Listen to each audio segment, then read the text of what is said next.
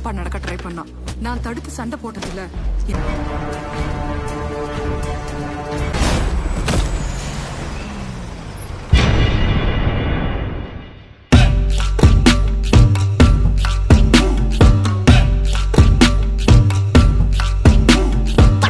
Halo, assalamualaikum. Jumpa lagi sama IP yang masih setia ngebawain alur film India. Gimana kabarnya? Semoga kalian dalam keadaan sehat dan selalu bahagia ya. Kali ini IP mau ngebawain alur film yang berjudul Kanai Nambatai. Film yang berbahasa Tamil ini rilis di tahun 2023. Tanpa banyak basa-basi lagi, yuk kita langsung masuk ke alur ceritanya.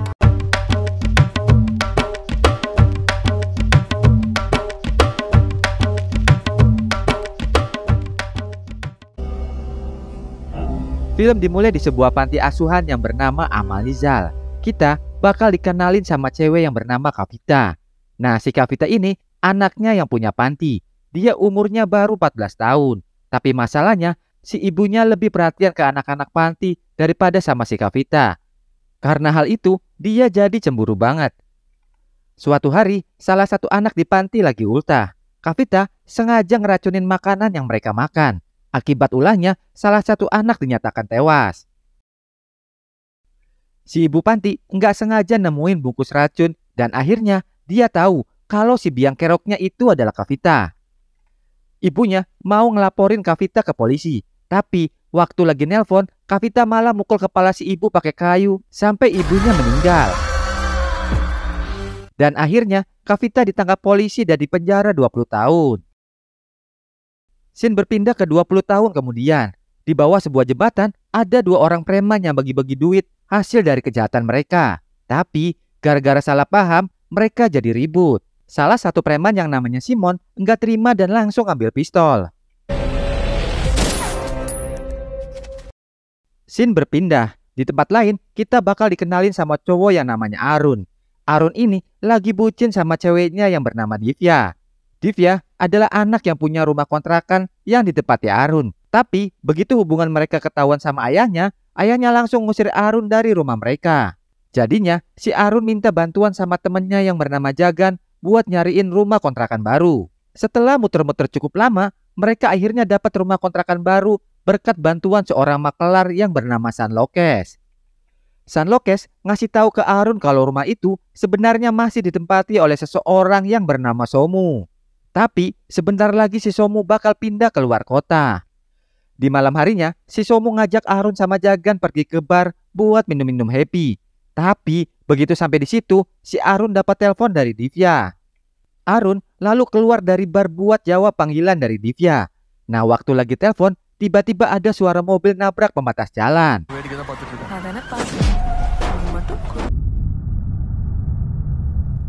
Pas Arun nyamperin, ternyata orang yang ada di mobil itu adalah Kavita. Karena keadaannya yang gak stabil, Kavita minta tolong sama si Arun buat nganterin dia pulang. Dari obrolan mereka yang singkat, diketahui kalau sekarang Kavita udah berubah. Sekarang dia malah jadi pengurus panti di sana. Karena pada saat itu hujan deras banget, akhirnya Kavita ngizinin buat pakai mobilnya untuk Arun pulang. Kavita ngasih tahu kalau dia hidup sendirian. Dan gak ada yang bakal marah kalau Arun balikin mobilnya besok pagi. Setelah pergi dari sana, Arun lalu balik ke bar dan cerita semuanya ke Jagan dan Somu.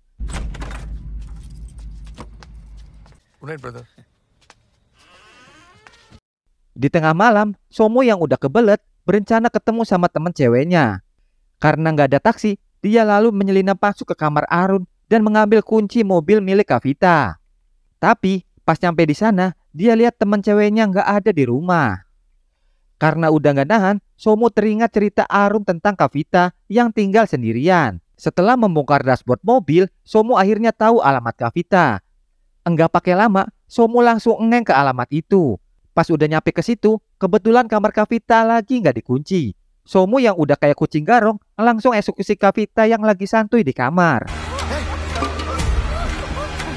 Tapi nggak disangka, paksaan yang dia lakuin malah bikin Kavita kehilangan kesadaran.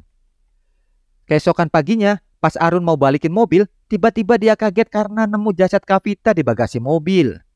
Karena panik dan gak tahu harus ngelakuin apa, dia lalu manggil Somu buat bantu ngeliat. Merasa ada yang gak beres, Arun berencana buat lapor kejadian itu ke polisi. Tapi begitu ngedengar itu, Somu langsung melarangnya. Somu ngasih tahu kalau Arun nyerahin diri ke polisi, pasti dia bakal jadi kambing hitam dan dituduh jadi pelaku pembunuhan. Karena kalau polisi gagal ngelakuin investigasi, mereka bakal ngambil jalan pintas buat nutupin kasus ini. Nah, pas lagi kredit gitu, Arun inget kamera CCTV yang dipasang di rumah Kavita. Dia mikir kalau bisa dapat rekamannya, semuanya bisa terungkap. Tapi buat masuk ke rumah Kavita, Arun harus pakai alat jammer biar kamera CCTV error pas masuk ke rumah Kavita. Akhirnya dia datang ke toko elektronik buat ngedapetin alatnya. Tapi nggak disangka pemilik toko malah punya niat busuk. Dia memerintahin temennya yang bernama Karte buat ngikutin Arun. Di malam harinya, Arun dan Somu akhirnya nyampe ke rumah Kavita pakai alat jammer yang baru aja mereka dapetin. Arun masuk ke dalam rumah dan langsung mengecek kamera CCTV. Tapi begitu udah di ruang server, dia ngeliat kalau harddisk CCTV-nya sudah nggak ada. Sementara itu, di luar tiba-tiba Somu diganggu sama anjing liar yang terus ngegonggong. Anjing itu mencium jasad Kavita. Hal itu bikin Somu panik. Dia langsung nyalain mobilnya buat pergi dari situ. Tapi pas udah di perempatan, tiba-tiba Somu menabrak seorang pria. Sampai-sampai pria itu meninggal seketika. Arun yang gagal dapat rekaman CCTV langsung keluar dan nyariin Somu. Begitu ketemu, Somu udah di perempatan jalan dengan mayat seorang pria.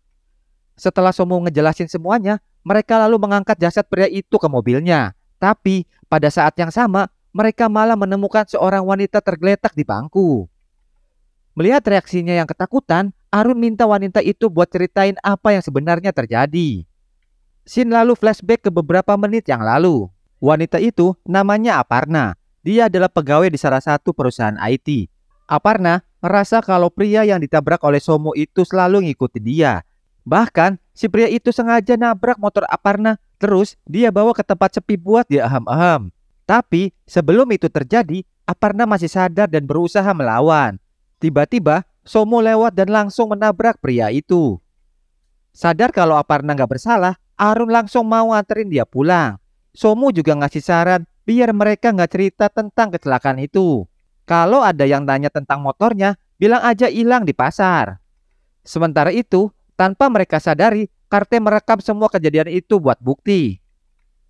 Somu lalu punya ide buat buang kedua jasad itu dari jembatan layang. Kalau polisi ngecek, mereka bakal nganggap keduanya tewas karena kecelakaan. Jasad pria yang ditabrak oleh Somu, mereka lempar dan menghantam sebuah truk angkutan barang. Pas mau buang jasad Kavita, tiba-tiba ada bajai yang datang. Akhirnya, mereka buru-buru buang jasad Kavita. Setelah bajai itu pergi, mereka lalu lihat ke bawah jembatan. Dan ternyata jasad Kavita udah nggak ada. Mereka lalu nyari ke segala sudut, tapi tetap tidak ketemu. Setelah beberapa jam, polisi mendatangi rumah Aparna. Polisi yang lagi operasi curanmor nemuin seseorang membawa sepeda motor tanpa surat. Saat diminta keterangan, Aparna berbohong dan bilang kalau motornya hilang di pasar. Si tersangka lalu nyeritain keadaan sebenarnya. Malam itu, pas dia lagi boker di pinggir jalan, dia ngeliat sepeda yang ditabrak oleh seseorang pria. Dan pria itu tewas ditabrak mobil lain. Ia lalu ngambil motornya. Saat Inspektur Azagar mau ngelanjutin interogasinya, tiba-tiba dia dapat kabar tentang penemuan jasad seorang pria yang dibuang di jembatan layang. Karena udah larut malam, Inspektur Azagar lalu nyuruh Aparna pulang dan lanjutin besok pagi. Pas udah di TKP, Azagar ngeliat wajah korban dan gak nyangka kalau pria yang tewas itu adalah putranya sendiri yang bernama Ragu. Arun yang masih ada di TKP lalu sadar kalau pria yang mereka buang adalah sepupu Divya. Buat nyari tahu siapa pelakunya, si Inspektur Azagar langsung nyuruh anak buahnya buat jemput si Aparna. Tapi begitu mereka nyampe di rumah Aparna, mereka malah dapat kabar kalau si Aparna udah nggak ada di rumah. Sementara itu, Arun sama Somu lewat di depan rumah Aparna buat ngecek. Dan gak nyangka mereka bakal ketemu polisi di situ. Polisi lalu mau ngeberhentiin mobil mereka. Mengetahui hal itu, Somu langsung tancap gas buat kabur. Mereka lalu sadar kalau plat mobilnya udah diketahui sama polisi. Mereka lalu balikin mobil itu ke rumah Kavita biar gak ketahuan. lalu ngapus semua jejak yang ada di mobil itu. Enggak berapa lama setelah mereka pergi, polisi yang udah ngejar plat mobilnya tiba di rumah Kavita. Pas mereka ngecek, ternyata ada mayat cewek di bagasi mobil. Dan mayat itu adalah Kavita. Besoknya, berita tentang kejadian itu langsung heboh di media. Arun dan Somu nggak nyangka kalau mayat yang mereka buang ternyata ada di bagasi mobil yang mereka bawa. Lagi mikir gimana caranya buat lepas dari masalah ini, tiba-tiba Arun dan Somu dapat video dari nomor yang nggak dikenal. Video yang dikirim ke Arun itu adalah video saat mereka buang mayat Ragu. Dan video yang dikirim ke Somu adalah saat mereka buang mayat Kavita. Nggak lama setelah itu, orang yang ngirim video tadi nelpon. Dan ternyata dia adalah wanita yang namanya Hema. Hema ngancam bakal ngasih tahu polisi kalau Arun dan Somu nggak ngasih duit tebusan sebanyak 25 lak. Arun lalu kepikiran buat nyelidikin mayat Kavita yang tiba-tiba menghilang. Lewat kamera CCTV di sekitar jembatan, mereka bisa lihat kalau ada seorang pria yang bawa mayat Kavita pakai mobil. Mereka lalu minta bantuan sama Sanlokes buat nyari tahu pemilik mobil itu lewat nomor polisinya. Dan ternyata pemilik mobil itu adalah pengusaha farmasi yang bernama Ilamaran. Somu langsung ngancam Ilamaran pakai video dari rekaman CCTV.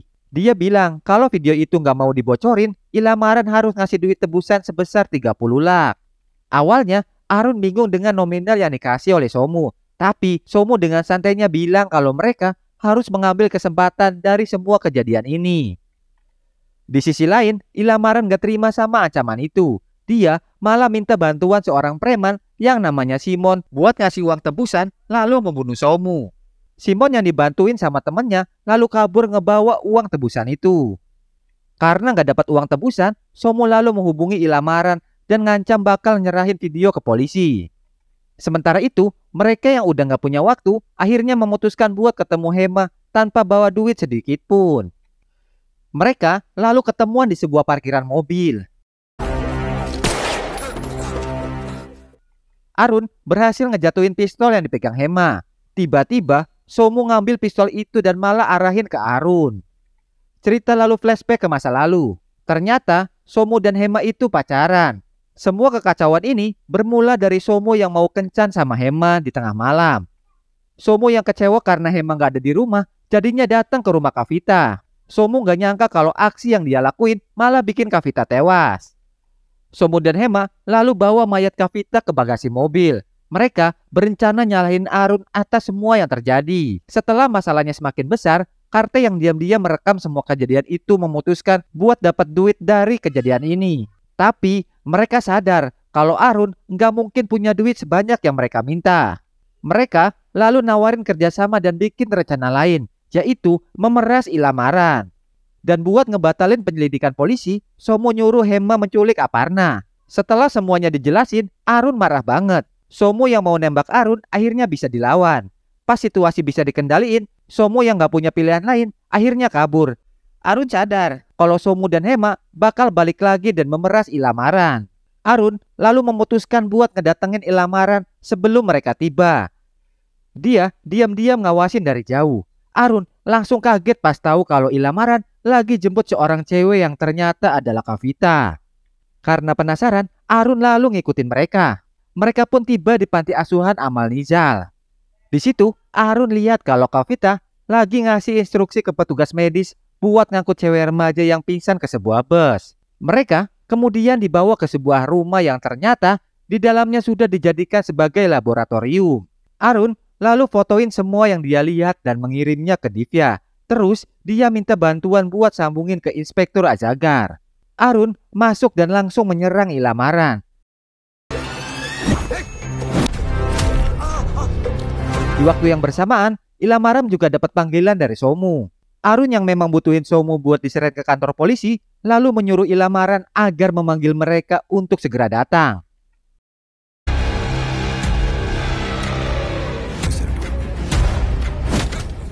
Ketika Arun sudah kuasai situasi, dia maksa Kavita buat jujur. Dari cerita yang Kavita sampaikan, baru dia terungkap fakta sebenarnya. Cewek yang ada di depan Arun sekarang bukanlah Kavita, tapi saudara kembarnya yang bernama Savita. 20 tahun yang lalu, waktu ibunya dibunuh, pelakunya bukan Kavita, tapi Savita. Kavita yang baru aja datang ke rumah enggak percaya kalau adiknya bisa ngelakuin kejahatan keji kayak gitu. Tapi dia yang merasa iba malah nyerahin diri buat jadi tersangka.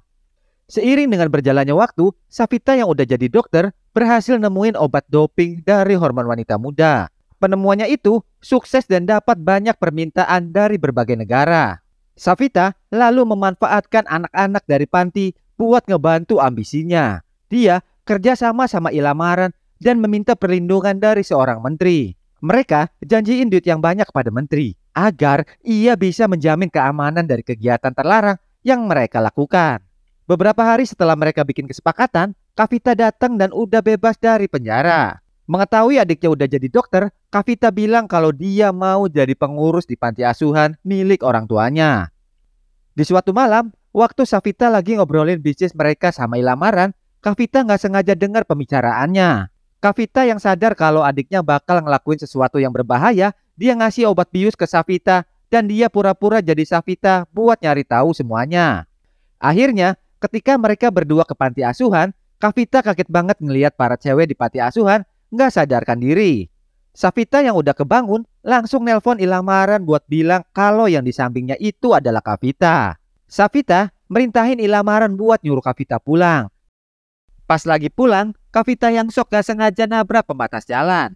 Disitulah akhirnya dia bertemu dengan Arun. Ketika Kavita sampai rumah, Savita sadar kalau Kavita bakal jadi masalah. Ia langsung mutusin buat membunuhnya. Buat ngilangin barang bukti, Savita minta Ilamaran cepat datang ke rumah untuk ngebuang jasad Kavita. Tapi sebelum Ilamaran nyampe, tiba-tiba Somu udah datang ke rumah. Savita akhirnya nggak sanggup ngelawan Somu. Ia pun lalu pingsan. Somu yang panik mengira kalau Savita udah mati. Setelah sadar, Savita minta Ilamaran buat nyelamatin dia. Savita yang dibantu Ilamaran lalu memasukkan jasad Kavita ke bagasi. Terus buat ngilangin barang bukti, Savita nyuruh Ilamaran ngambil rekaman CCTV dan Savita ganti baju pakai baju Kavita biar Somu nggak curiga. Setelah Savita ngejelasin semuanya, Somu dan Hema tiba-tiba datang dan berhasil mengambil pistol. Ia hendak membunuh Arun. Tiba-tiba Inspektur Azagar datang. Singkatnya, setelah mereka berdebat, Inspektur Azagar langsung menembak mati Somu dan Hema. Dia ngelakuin itu buat balesin kematian putranya. Dalam kekacauan itu, Savita sama Ilamaran berusaha kabur dan mereka kejar-kejaran sama Arun. Ketika mereka hampir nabrak Arun, tiba-tiba ada peluru nyasar yang langsung mengenai kepala mereka. Ternyata peluru itu dari pistol yang dipakai Simon, kayak yang kita lihat di awal film. Dengan tewasnya semua tersangka, Inspektur Azagar akhirnya nutup kasus itu. Dan akhirnya dia memutuskan buat ngebebasin Arun. Scene pun berpindah. Arun yang mau ngunjungin Devya, tiba-tiba ada anak kecil yang datang dan kasih dia paket. Isinya ponsel yang ada videonya. Dan film pun ditutup dengan adegan Ilamaran sama Savita yang mati bukan karena peluru yang ditembakin sama Simon, tapi karena aksi pembakaran dari Arun gara-gara perbuatan mereka. Selesai juga ceritanya. Terima kasih yang udah nonton video ini. Dan jangan baper ya, ini cuma buat hiburan doang kok. Mohon maaf kalau ada salah-salah kata. Dukung channel ini dengan komentar yang positif ya. Sampai jumpa di alur film berikutnya. Dadah.